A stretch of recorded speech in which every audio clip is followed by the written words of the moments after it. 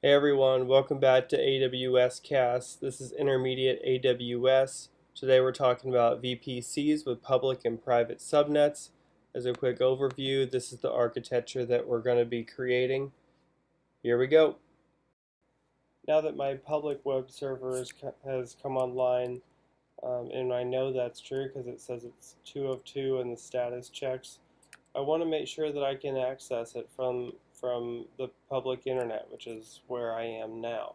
So I'm going to SSH or secure shell into this web server.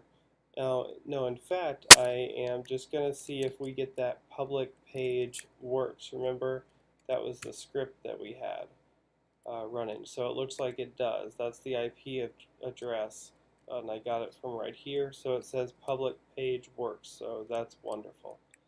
The other thing that we want to verify, remember we had two rules. The first was the port 80, which is standard HTTP, and the second rule was to allow SSH traffic from anywhere. Remember, it was all zeros, so I'm going to log into the instance. That's where I keep my key. To user at, and that's the IP address. Looks like it's going to let me in.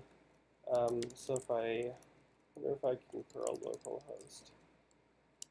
Yeah, so I get this same public page works when I curl localhost. So in this case, I have validated that my security works, and I can, from the public internet, talk to the web server in my public subnet.